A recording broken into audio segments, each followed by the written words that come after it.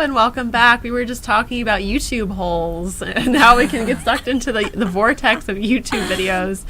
You know, I thought I was bad, but Becca went to sleep at 3:30 in the morning. Tell us what you were watching. It connects to your identity. A lot of acapella videos, like way too many. What was happening in that last one you were watching? It was it was 7 girls. They were doing a cover of Ariana Grande's "Greedy." They were ages 13 to 18. That baffles me because they sounded amazing, and this one girl could sing lower than some guys I've heard. Well, I can't do it. I sound ridiculous, but it was very impressive.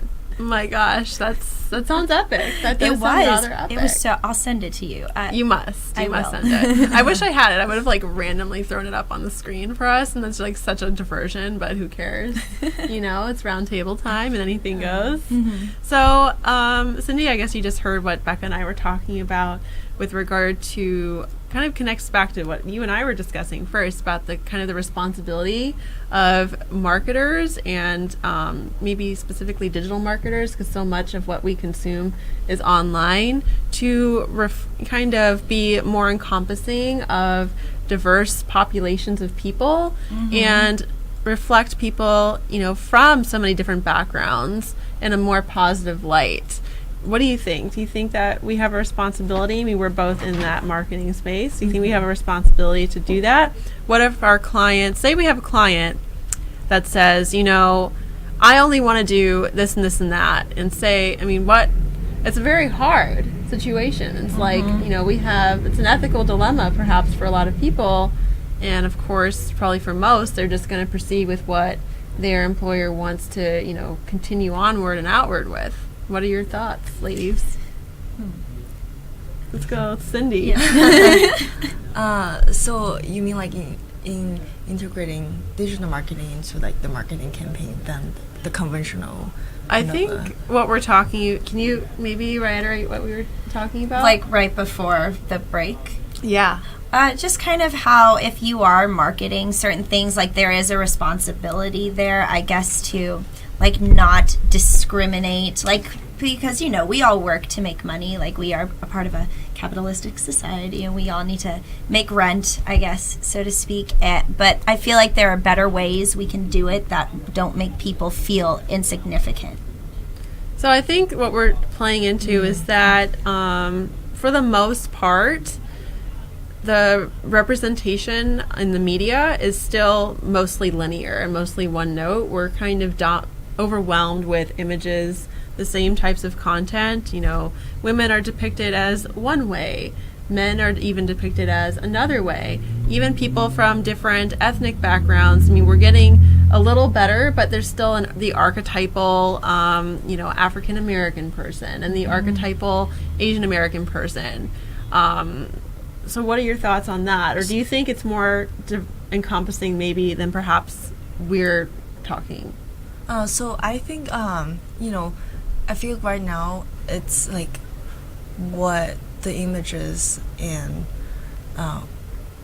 we need to put out like for like marketing will have to like make people feel the emotion of like they want to do something, they want to like donate something. Because like growing up in China, I just remember this image with this girl's like big eyes looking into the camera. Just that picture really make people think, oh, I really want to help this organization.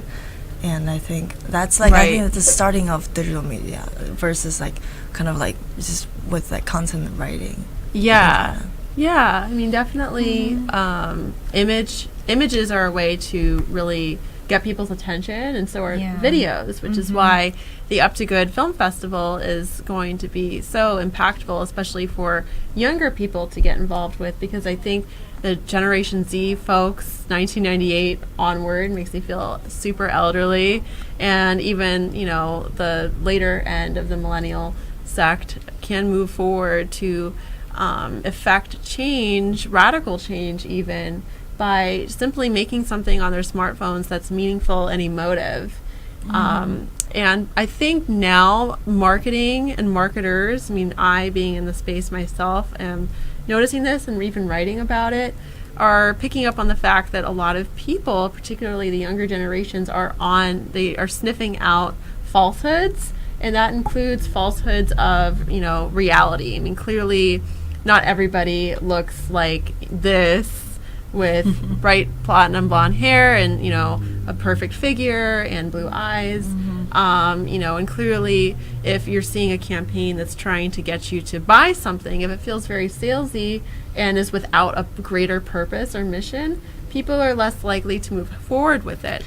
Yeah, and it kind of makes me wonder, like, I've noticed a progression of social justice being present in marketing campaigns, and it kind of makes me wonder, are they there because they actually care about these issues, or are they doing it for money? Are they doing it to cater to millennials and their bank exactly account, I mean, I do think, being somebody who is an entrepreneur, but I consider myself a socially driven entrepreneur, so socially motivated, social justice motivated, impact driven, creative entrepreneur.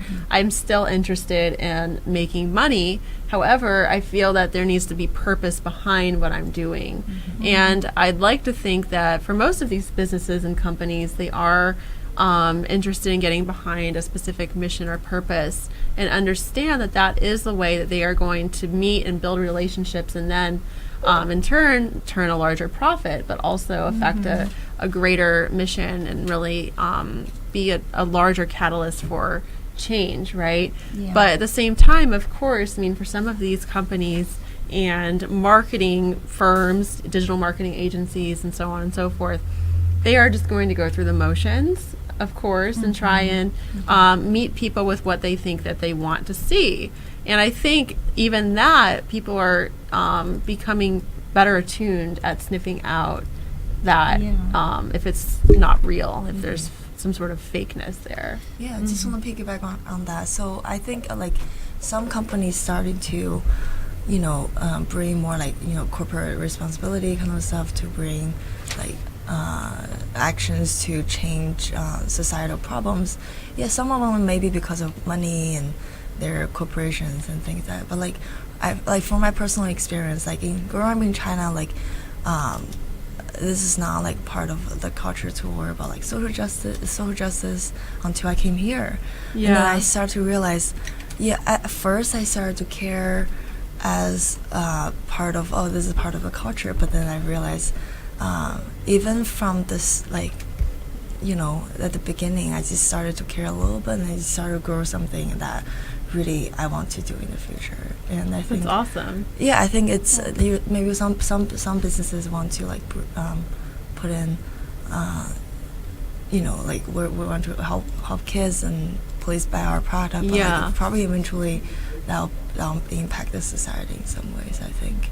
Exactly. I think the more that we can partner with, we being for-profit ventures can partner with social sector organizations and movements to kind of move along certain missions while still, providing people with a service or product that they like, then, I think that's going to really more largely benefit society. Yeah.